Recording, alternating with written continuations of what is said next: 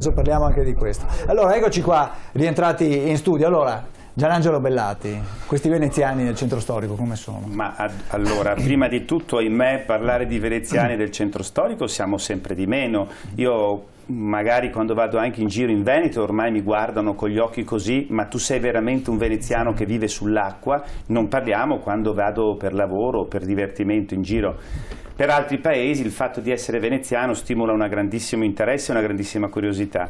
Sul fatto delle colpe, le colpe per cui la situazione in questa situazione è molto difficile dare la colpa a qualcuno, anche perché la situazione si è evoluta in maniera tale per cui ci sono state entrate e uscite nella città, però le uscite sono state maggiori. Io ribadisco che il problema non è tanto la colpa di quello che è nato, di quello che è residente o di quello che è il turista, è la condizione, è la situazione normativa del sistema normativo che c'è in questo momento a Venezia che crea una situazione di sconfitta annunciata. Cioè, se io ho un'attività di impresa, ma chi me la fa fare di andare a installare quell'attività di impresa a Campo San Bartolomeo piuttosto che a Campo San Luca? Certo. Non ho nessuna possibilità di arrivare velocemente, non esiste né una metropolitana né un sistema auto che mi permetta di arrivare lì velocemente, per cui in più se devo anche trasportare della merce non la posso trasportare col camioncino, ma devo fare la rottura del carico, e cioè trasferirla su una barca. Poi ho una casa, ho un palazzo che costa, perché sono intoccabili i palazzi veneziani, sono fatti strutture che durano da più di 1000 anni, potentissime, anche i terremoti, però sono palazzi che hanno dimensioni, le stanze, i soffitti che costano, no? Quindi allora io devo trovare un sistema per cui l'attività, come era una volta quando c'era la Repubblica, chi gestiva attività aveva una serie di esenzioni fiscali per tutti coloro che poi transitavano, portavano le merci, c'era l'esenzione. Oggi bisogna ritornare a quello, bisogna cioè fare in maniera tale che il differenziale di maggior costo per esercizio di attività di impresa che tu hai nella parte lagunare di Venezia venga compensato da delle esenzioni fiscali, e su questa cosa qui io ho fatto con tanti enti, con tanti soggetti, abbiamo fatto dei progetti molto concreti, con dati, con anche sistemi per poter arrivare all'esenzione fiscale con l'ordine dei commercialisti, inserendo dei righi all'interno della dichiarazione dei redditi. Non è una cosa difficile, è una cosa semplice. Lo statuto speciale può anche ridursi, diciamo, proprio a questo. Ma anche un altro fatto che ho sentito nella trasmissione proprio all'inizio: molte volte c'è la tentazione di tutti di trasferire delle responsabilità all'esterno. Aspettiamo che qualcuno dall'esterno intervenga. L'aveva detto il primo signore che era intervenuto. Aveva invitato le autorità. È un male tutto italiano. È un male tutto italiano. Però potremmo da Venezia proprio cominciare a dire, e io vedo che c'è l'embrione di questo, perché vedo tantissima gente, manifestazioni, associazioni spontanee e meno spontanee che stanno crescendo nella città, che ci sia appunto la voglia, la forza di dire no, ce la facciamo noi, però dobbiamo puntare tutti insieme a questi obiettivi, che sono prima di tutto creazione di posti di lavoro. Se no tu hai marea di giovani che arrivano, che frequentano le due università, lo Juve e la Ca' Foscari, escono fuori preparati e vanno via, perché per quel tipo di lauree che ci sono non ci sono abbastanza posti di lavoro nella città, rimangono pochi professionisti, ci sono per fortuna i nostri amici gondolieri, molto maltrattati dal punto di vista, tanto per dice, del moto ondoso, perché è una situazione vergognosa che perdura da tempo, che distrugge le fondamenta della città, ma impedisce anche di lavorare. Quindi sono tante cose che bisognerebbe fare, soprattutto cercando di non utilizzare Venezia e spremerla come un limone. Allora abbiamo una telespettatrice, la signora Anna, che è in attesa. Buonasera signora Anna. Buonasera a voi. Da dove chiama? Io chiamo da Mestre. Prego. Dovrebbe abbassare il volume del televisore possibilmente. Sì, l'ho già abbassato. Allora siamo Comunque, io volevo innanzitutto precisare quello che ha detto il vostro precedente assessore lì in Venezia per le case, per quanto riguarda appunto questa città mangiata. In effetti io lavoro a Venezia da 40 anni in una struttura alberghiera. Mi domando, ci sono già tantissimi alberghi, tantissimi bed and breakfast, tantissime case che vengono affittate, come ha detto, senza che nessuno sappia niente, ed è colpa dei veneziani. E io volevo chiedere, per riavere una città di giovani, coppie, di gente che vuole vivere a Venezia, che lavora a Venezia, perché vengono fatti i bandi di concorso per le case pubbliche o meno, che non ce ne sono. Ultimamente è stato fatto un bando del Coletti per 71 abitazioni restaurate in parte dal Comune di Venezia. Ce ne sono state richieste di 700 e passa domande. Allora, il criterio quando si danno le case alla gente che fa il bando, questo bando tra l'altro è stato fatto in base anche molto intelligente dal sindaco, dicendo c'erano dei punteggi da verificare, quindi residenza, chi abitava più di 4 anni e lavorava a Venezia, e in base alle esigenze di questa persona. Allora io tra l'ATER e queste del comune ho fatto centinaia di domande. Ci sono case dell'ATER che sono vuote, che vengono date a gente che non ha assolutamente bisogno, che non ha assolutamente fatto nessuna domanda e che cambia, se non gli piace l'appartamento che l'ATER gli ha dato, gliene dà un altro. Tengono vuote questi appartamenti sia a Mestre che a Venezia. I veneziani non affittano a gente che lavora veneziana a Venezia. Perché? Perché preferisce darli ai turisti. Certo. È chiaro che ci guadagna di più, è chiaro, ma allora se vogliamo una città vivibile da gente che è veneziana e che vive nel territorio, dobbiamo cercare di smantellare tutti questi benefici che hanno queste persone. Certo, è inutile che poi parliamo di dare in mano la città a chi? Ai Vucumpra, sui ponti, se lei va a Venezia ce n'è uno per ogni ponte, c'è un degrado di questa gente che fa le cose che è ammissibile per una città come Venezia. Venezia è stata creata per la bellezza, è la bellezza d'Italia. Vogliamo riprendercela, per favore? Grazie signora Anna, grazie. Adesso abbiamo un altro telespettatore, il signor Mauro. Buonasera signor Mauro, lei chiama da dove? Da Mantova. Prego. Io Venezia la conosco poco, però sono uno che gira molto per l'Italia, Svizzera, Germania, Austria, sul Tirolo. Volevo chiedere, il signore, l'ultimo che ha fatto l'intervento, immagino che sia del PD. Come del privé? Come? Del PD? Ah, del PD, non ho capito. No. Assolutamente comunque, no. Comunque diceva prima, no? Che bisognerebbe fare i bed and breakfast in regola.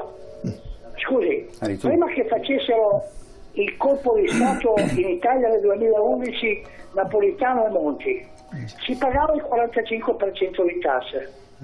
Adesso si paga il 70-72. Secondo lei, se io prendo 100 euro e ne devo dare 72 allo Stato, cosa mi resta a me? Niente. Sa cosa si paga in Svizzera di tasse?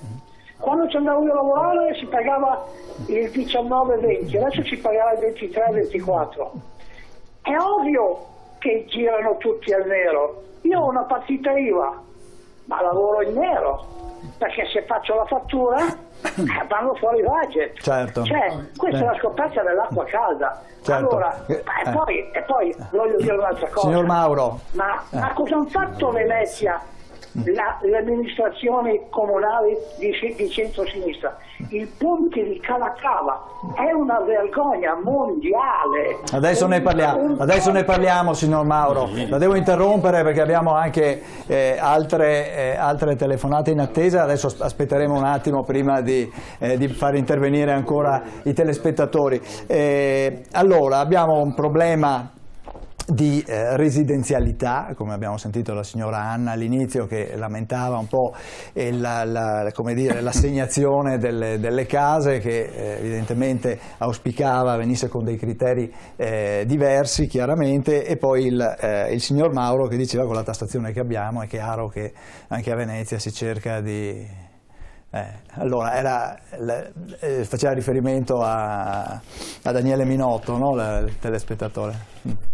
Allora, io non entro nel merito ovviamente della giusta pressione fiscale o meno, perché non mi pare che sia questo l'argomento della cosa. Cioè, non giustifica assolutamente che esistano delle strutture che, come qualunque tipo di lavoro, qualunque tipo di attività, possa dire non è giusto pagare, se la rivolta fiscale non la vuol fare, è una sua scelta, però non è corretto giustificare il fatto che ci siano comunque delle realtà che sono fortunatamente non sono la maggioranza, che comunque fanno un dumping su quelle che sono le strutture che sono in regola, che pagano le tasse, che pagano dei dipendenti, perché comunque sono le realtà nelle quali comunque bisogna fare delle pulizie, bisogna fare delle manutenzioni, come anche prima si parlava, quindi alla fine è anche difficile giustificare, allora vuol dire solo un aumento di degrado di tutto quello sia morale che strutturale di quella che è la città. Certo. Facciamo parlare anche l'amministrazione comunale. Abbiamo incontrato oggi l'assessore al turismo Paola Mar, ascoltiamo con lei, abbiamo parlato del programma praticamente, di quello che si vuole fare per gestire questo turismo, ma abbiamo parlato anche della questione del decoro e poi quali soluzioni, il numero chiuso, piuttosto che ascoltiamola. Questo lo sappiamo tutti, è un problema annoso di cui la città soffre. Chiaramente c'è una questione di equilibrio fra residenti che hanno queste difficoltà e turisti che tutto sommato rappresentano la prima azienda della città. La cosa importante adesso è cercare, come diceva giustamente lei, di trovare un equilibrio. Allora, quello che noi stiamo facendo è esattamente questo. La prossima settimana inizieranno una serie di commissioni congiunte, quindi commissioni consigliari aperte al pubblico, in cui tutti coloro i quali abbiano una proposta da formulare rispetto al controllo dei flussi potranno illustrarla in maniera, dopo averla protocollata, in maniera concreta a tutti i cittadini per vedere quali saranno la fattibilità tecnica, amministrativa e finanziaria, per poter cercare successivamente in sede di Consiglio di far sintesi di quelle che sono le proposte che si possono attuare. Questo sarà sicuramente un primo passo. Il secondo passo, chiaramente dobbiamo ragionare in termini di decoro.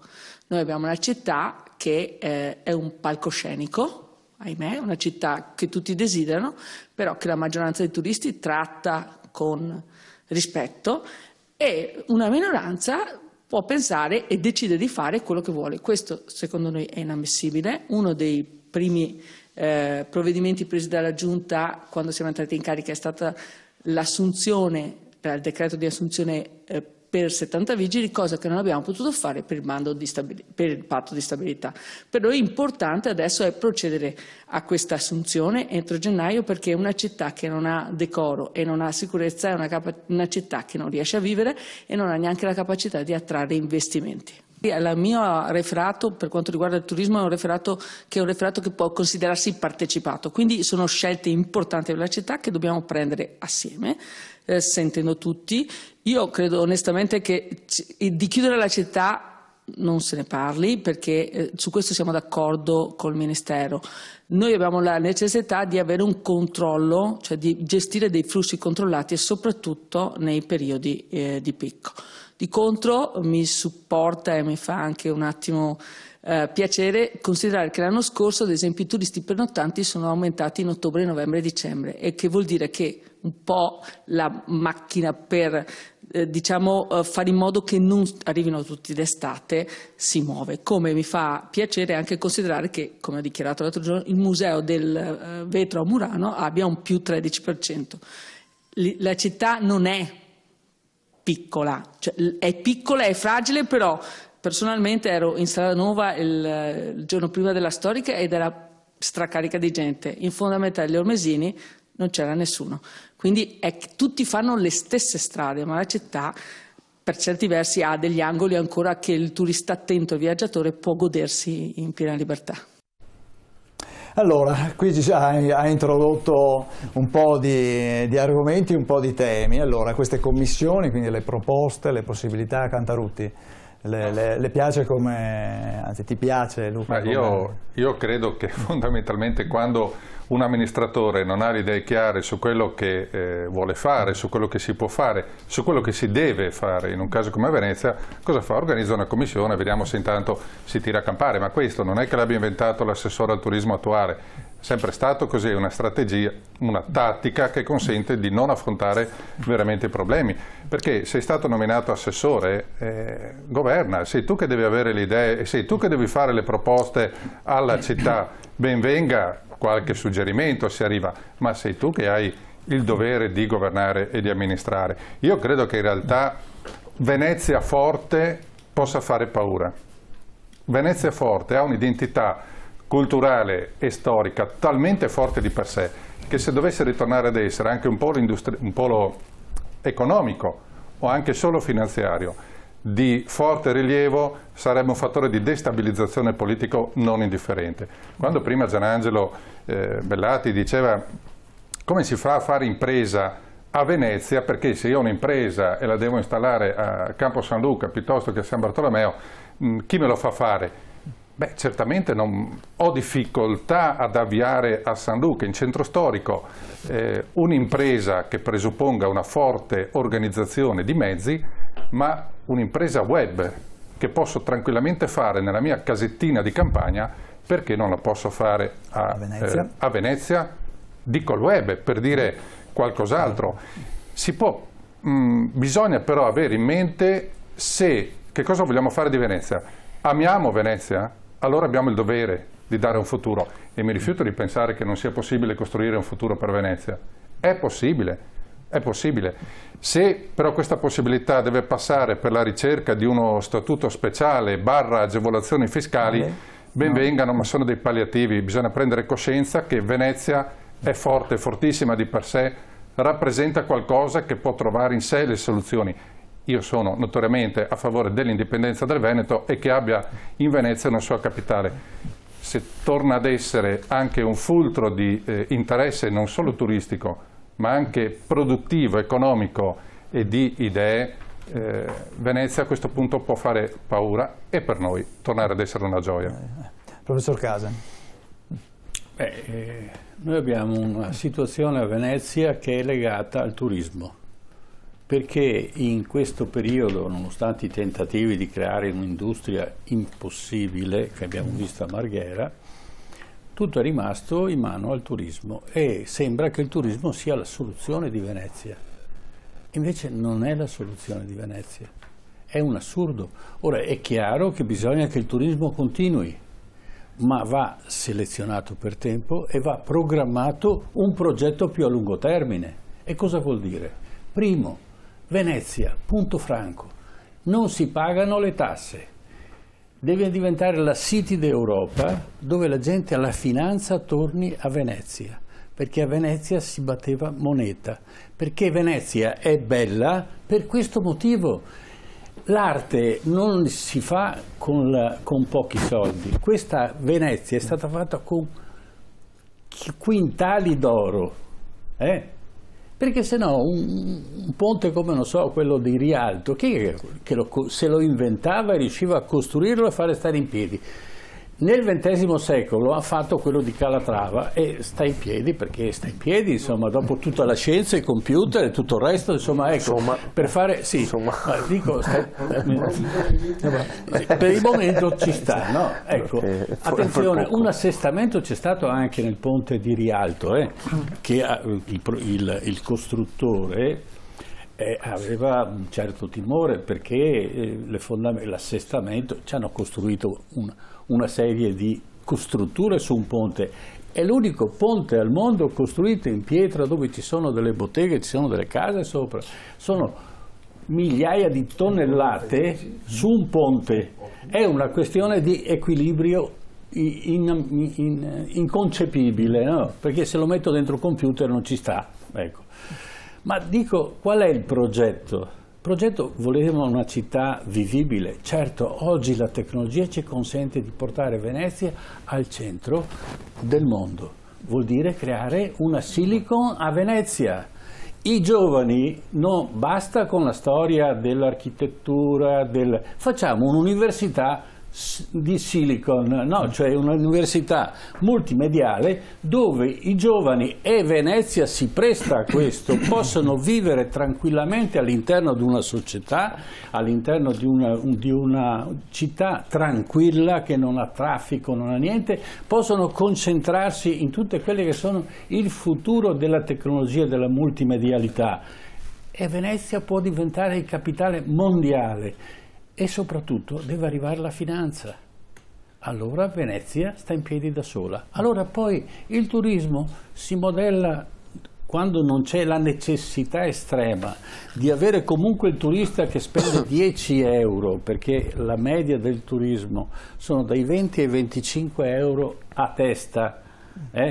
Questa è la media. Allora non possiamo tenere in piedi una città come Venezia quando il turista viene a spendere 20 euro, si porta il sacchettino col panino dentro e si siede sui gradini di Piazza San Marco a mangiare il suo panino. Sarebbe vietato, io metterei una multa e obbligherei i turisti di Venezia ad andare a mangiare nei ristoranti se vogliono venire a Venezia, perché nessuno obbliga, per esempio, montare su una nave e andare a fare una crociera ai Caraibi, ma quello quando monta sulla nave paga. Certo. Venezia non deve essere una città aperta, nel senso proprio ma deve essere una città che ha un suo regolamento. Se ci sono dei Vucumpra, l'Italia è grande e vanno a vendere da qualsiasi altra parte, oppure pagano le tasse. Questo non è razzismo, questo è Venezia, perché Venezia, quella che noi vediamo adesso in immagini che corrono, non è nata coi Vucumpra, è nata in un'altra maniera, e a mantenerla solo, non a costruirla, perché oggi sarebbe impossibile, solo a mantenerla ha un costo che è mostruoso. Uno che ha una casa a Venezia deve spendere una montagna di soldi per mantenerla. Allora, se non c'è alla base di questo un'economia alternativa al turismo, il turismo va benissimo che continui, però se c'è un'economia forte posso anche selezionare il turista. E posso dire al turista, il medico non ti ha detto di venire a Venezia, quindi non sei obbligato, paghi 1.000 euro, entri e ti posso anche proporre una serie di percorsi e tu li puoi prenotare via internet e allora ti farai i percorsi che hai scelto, ma quelli là, ma non sei libero di girare dappertutto, sporcare dappertutto e fare quello che vuoi. Questa è Venezia, ma io mi domando, un doge qualsiasi, avrebbe mai accettato che Venezia fosse invasa in questa maniera? No, perché c'era un'altra mentalità. Era un altro concetto della città, c'era il massimo rispetto della città. Come si diceva prima, il magistrato alle acque aveva diritto di vita e di morte, se sporcavi l'acqua poteva anche mandarti al patibolo, ma non era una cosa strana, perché se no sarebbe crollato tutto. Allora questa annessione di Venezia all'Italia è stata una decapitazione di quelli che erano la consapevolezza dei veneziani di essere una città che doveva essere autonoma e in grado di essere autosufficiente. Il tentativo di portarla all'industria è stato un errore, ma tutti pensavano che l'industria fosse la soluzione. Oggi ci sono delle industrie che non sporcano, non inquinano, no. Quindi se io porto Amazon, a Venezia, girano una quantità di denari e quelli che lavorano dentro le grandi multinazionali si comprano tranquillamente un palazzo e sono anche contenti di starci dentro e sono anche contenti di manutenzionarlo. Certo, Daniele Tiozzo, sono maleducati i turisti, se non sbaglio tu sei nella zona del Ponte dell'Accademia, no? Sì, Accademia, Dorso Duro, San Polo, certo, vabbè, ma i turisti sono maleducati perché non c'è nessuna sorveglianza di nessuno, la città è in mano a nessuno praticamente. Cioè, non c'è nessun controllo, nessun vigile. Che abbiamo sentito prima, no? L'assessore diceva il programma c'era l'assunzione di 70 70 vigili, ma non è stato possibile, ma contano di farlo entro gennaio. Esattamente, cioè, con tutte le persone che vengono giù a Venezia non c'è nessuno che controlla niente, è normale che ci sono i maleducati e anche le persone. Prima il professor Casa diceva se evitiamo di portarci i sacchetti, i cestini, vado a mangiare nei ristoranti, però anche a Venezia ormai anche i ristoranti sono multietnici, no? Esatto, no, non sono neanche cari rispetto a, diciamo, alle altre parti d'Italia, però non mangiano il tradizionale veneziano, mangiano del cibo che non è italiano ma cucinato da altre da persone straniere. Avvocato Cacciavillani, Io vorrei allacciarmi a quanto è stato detto prima, ricordando un pensiero del più grande giurista della Repubblica Veneta, il padre maestro Paolo Sarpi, che è stato veramente un gigante, il quale ammoniva 1609 l'autonomia, a proposito collega, si professa, non si rivendica. È un discorso terribile questo. Volete smetterla di parlare di autonomia e comportarvi con autonomia, con autogoverno, studiare da voi quello di cui avete bisogno e non aspettare che venga il taumaturgo che con endovena ti immette nel tuo organismo, nel tuo circolo, determinati istituti giuridici. A un certo punto il discorso della Sarpi cadeva in un momento terribile in cui la curia papale intendeva governare e diceva: no signori, no, noi dobbiamo confermare la nostra autonomia punto per punto senza cedere un millimetro, rivendicare tutto quello di cui abbiamo diritto, se no veramente intacchiamo la struttura, l'autonomia del nostro governo. Ora a un certo punto, non so, ci sono stati dei banditi. Venezia non è vero che sia stata indipendente, il sultano l'ha conquistata, si chiamava magari Cini, l'ha conquistata e ha tentato alla sua integrità. Insomma, Marghera è una ferita storica, una lacerazione di un tessuto urbano. A un certo punto io devo andarci per lavoro, ma quando si entra nel ponte e si vede sul fondo Marghera, le fabbriche di Marghera, c'è veramente, è il turco che ha vinto veramente il turco. Signori, e questo lo stiamo pagando. Come si fa? Non lo so, io la bacchetta magica non ce l'ho, ma è pericoloso dire tanto. Abbiamo nominato una serie di commissioni e dal giardino nascerà il fiore che ingentilisce Venezia. No, bisogna che i veneziani se lo trovino. Lo so, ci sono delle lacerazioni che la gente purtroppo non sa. Noi siamo reduci da una vicenda davanti alla Corte di Strasburgo.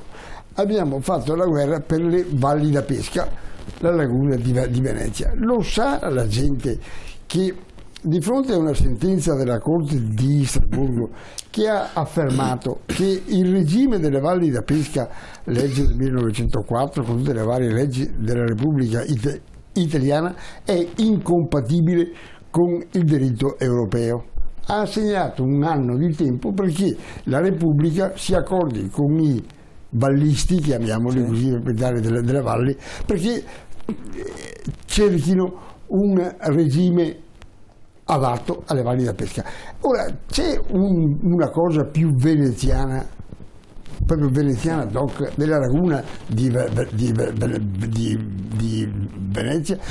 Lo sa la gente che per concordare il nuovo regime che Strasburgo ha imposto che venga fatto, abbiamo dovuto trattare col Ministero a Roma perché a Venezia non abbiamo, io proprio professionalmente, non abbiamo trovato uno con cui che si prendesse la responsabilità di dire beh, vediamo cosa fare di questo patrimonio, perché non è che risolve la Valle della Pesca si è risolto il problema di Venezia per carità, ma è un indice terribile.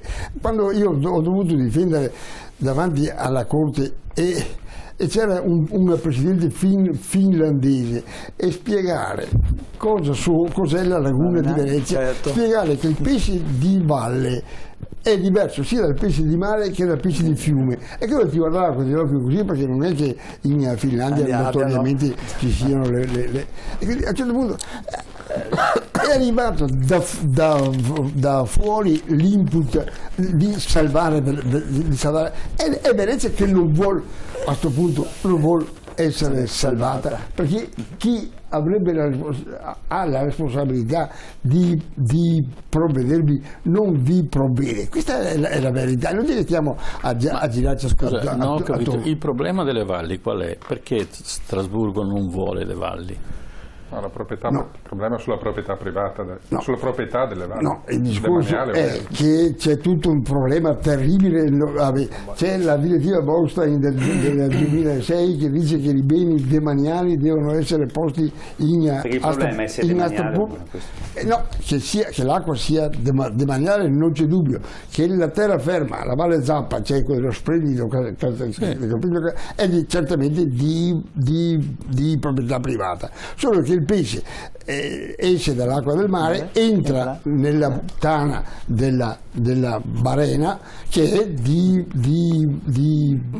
proprietà privata. L'abbiamo spiegato a Strasburgo, cioè, è un biotopo con tutta la crisi che c'è, diverso. Scusate, ma con tutta la crisi che c'è in Europa, si sono prese quei pesci della laguna di Vazappa. Il giudice deve decidere. Noi abbiamo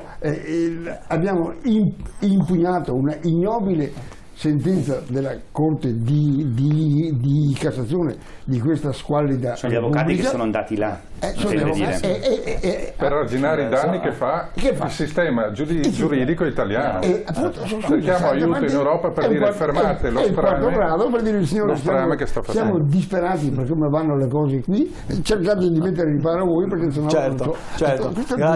Grazie di questo aneddoto che sicuramente apre un altro quadro di quella che sulla necessità di uscire da questa Repubblica. No, di prendere dobbiamo andare in pubblicità. I problemi vanno presi per mano e non nominata una commissione che vanno risolti. Certo. Questo è il punto. Certo. Dobbiamo andare in pubblicità. Qualche minuto, torniamo subito, dopo sentiremo anche Brugnaro e anche i veneziani. A tra poco.